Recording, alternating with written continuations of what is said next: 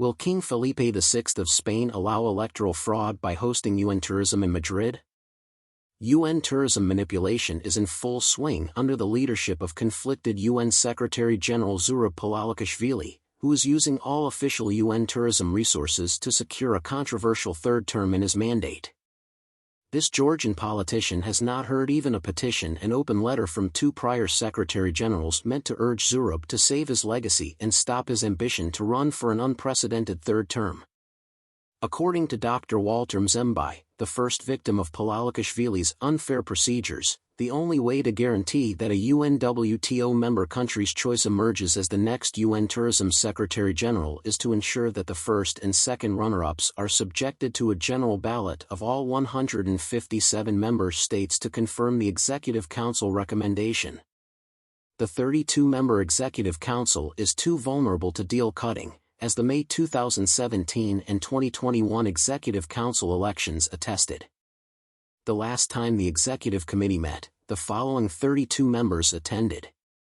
They will make their recommendations and vote for the next UN Tourism Secretary-General the next time.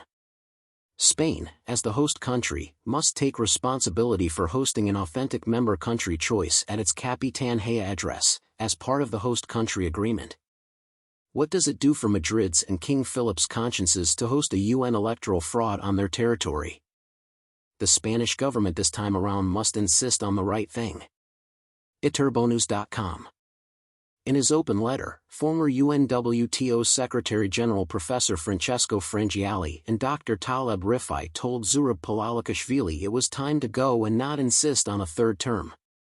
According to Mzembai, this petition by such industry giants must be redrafted as a petition to the host country Spain to take responsibility for processes happening on their soil and who comes to occupy the new home for UN tourism, Capitan Hea address overlooked by their own Spanish government ministry or Department of Tourism. Current candidate Harry Theoharis from Greece told eTurbo News that he thinks such changes are too late now, but if he wins the election, he will implement it during his term. Gloria Guevara, the Mexican candidate, forwarded an article published by Prefront confirming that Spain would not vote for the current Secretary-General in the upcoming elections.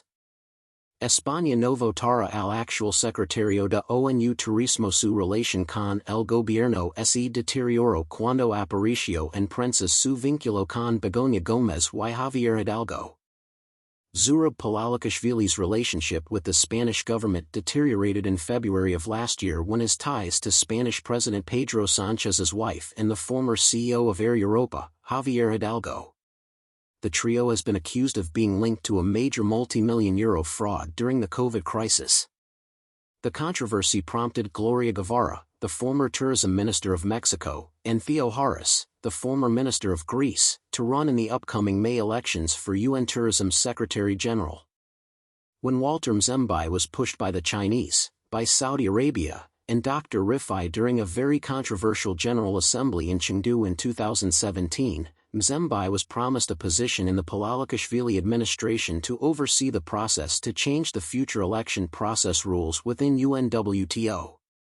In 2017, Mzembai had insisted on a secret vote to confirm Zurab at the General Assembly.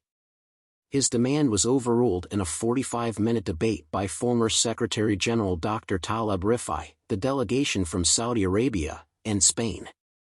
In return, Mzembai stopped his objection during the General Assembly against Zurab, went to the stage, and took the following photo. This promise was forgotten. Zurab never delivered on it, and of course, as everyone can see, for a good reason. Just a month later, Dr. Taleb Rifai regretted using his influence to help Zurab to be confirmed by acclamation instead of a vote. Rifai is now part of the recent petition to stop Zurab from running for a third term.